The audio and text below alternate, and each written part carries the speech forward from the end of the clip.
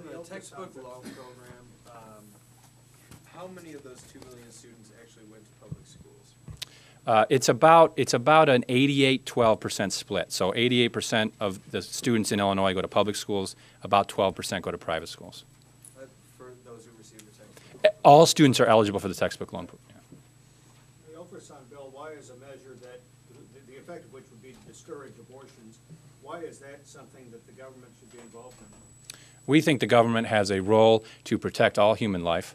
Obviously, we, the Catholic Church, believes that human life begins at conception, and we think our public policies and our laws should reflect that. Well, yes, to resurrect a 40-year-old debate, I mean, perhaps, more work could be done to try to outlaw abortions if that's what protecting life is really all about.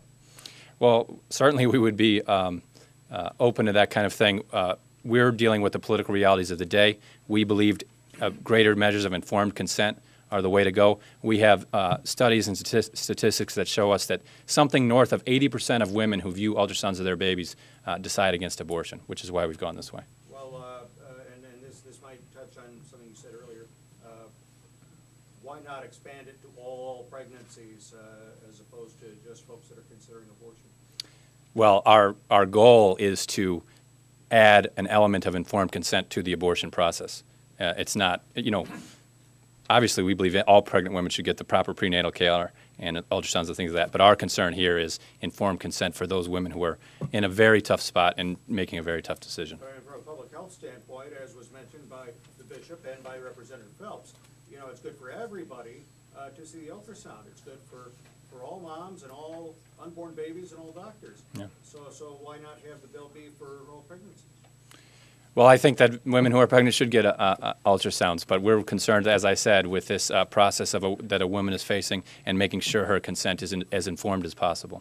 Well, I was done with my questioning until I heard you say something just a moment ago. You said something about, doing the Lord's work here, and I'm fascinated with that. What is the best way for a lawmaker to act upon their faith as they cast votes, knowing that we've got Christians, Jews, possibly all, maybe even agnostic folks up there? What's the best way for them to do their jobs in accordance with their faith? Bishop Pragi. Well, I think every government official and every legislator has to act according to their convictions.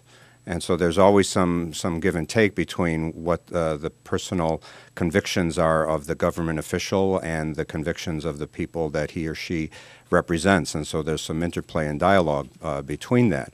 But in the end, a government official, a legislator, has to act according to their beliefs. And if someone believes sincerely that something is wrong or something is right, then their actions should be consistent with their beliefs. At times, there's a political cost to that, and that's part of the calculation that government officials have to take into account. But the bottom line is, if someone really feels that something is wrong, we see that all the time. People think that smoking is wrong, and so they take actions, they pass bills to either outlaw smoking or make it more difficult. So people act on their convictions all the time, and I think that's a consistent way for legislators to act in concordance with their faith. Father, do you know are voting on faith? We just got done with a couple of elections, one yesterday. Do you see faith even being a consideration at the polling places compared to 10, 20 years ago? For the voter going into the voting booth?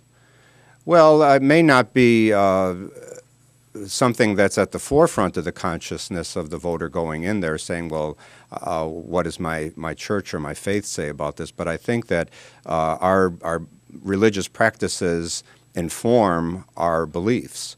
And so you go into a voting booth with convictions and beliefs, and then that's going to give some direction to how you're going to vote. So it may not be in those explicit terms exactly of what does the Catholic Church say about this, but at least indirectly of how that person's faith has informed their convictions, and then when they go in there, I think they vote their convictions. What would the church give, I don't want to say a grade, that's just a lame way of phrasing it, but how do you view the action that was taken either in the lame duck or earlier this year, the abolition of the death penalty, the approval of civil unions? There were a number of things that happened that aren't on the agenda anymore, but have happened in this building since the last time the bishops and the cardinals were here. Well, I think those are good examples of issues where people voted their convictions. In the case of the death penalty, for example, the church has some teachings on that, where historically there were provisions that allowed for the death penalty in certain circumstances. Our teaching on that has been narrowed in recent years. Pope John Paul II narrowed that considerably to very exceptional cases, which in the civilized world you might argue are almost non-existent.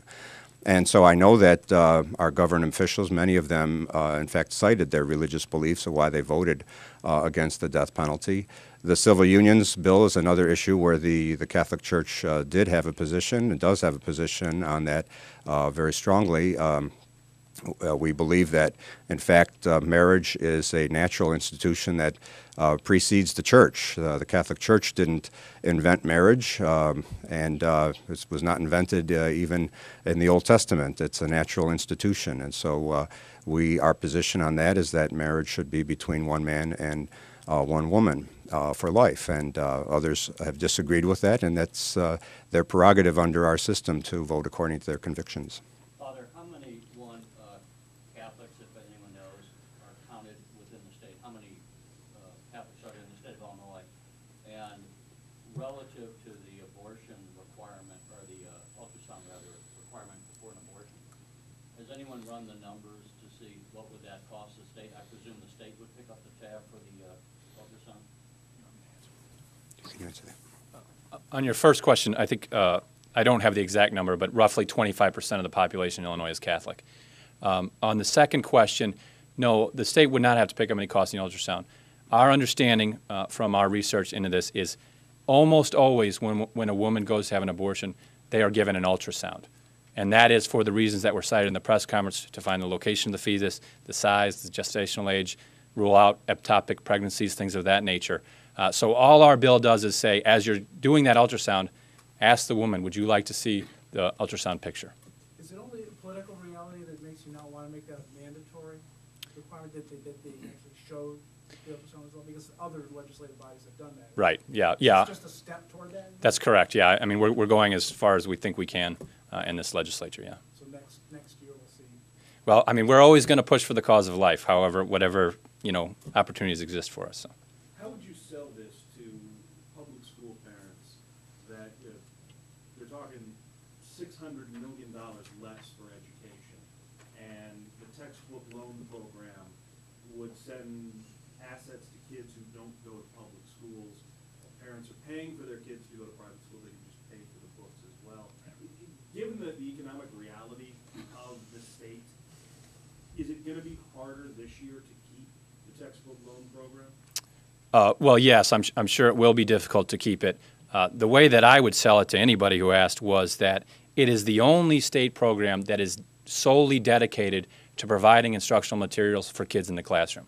There are other monies, obviously, that go to public schools, a lot of other monies, but they're not required to be spent on instructional materials. This is 75% of the benefits in this program go to kids in public schools, maybe a little bit more than that, actually, and the rest go to kids in private schools. And to answer, why should a private school student benefit from this? One, the state has an obligation to provide for the education of all kids in the state. It even says that in the Illinois Constitution. And two, our parents are taxpayers. We spend a lot of money going into property taxes that go to the public schools, and then we pay our own tuition to support our own choice. But obviously, we think that the state providing some benefit for the education of that children is more than fair. Is this the only education proposal on the education issue that the conference has taken?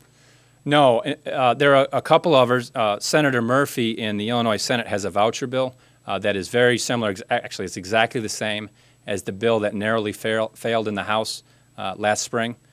That passed Senate Education Committee, I think, 2 weeks ago. We're supportive of that bill as well. And then we've also begun talking about a new educational improvement tax credit program, which would provide tax credits to people who donated to scholarship organizations serving low-income kids.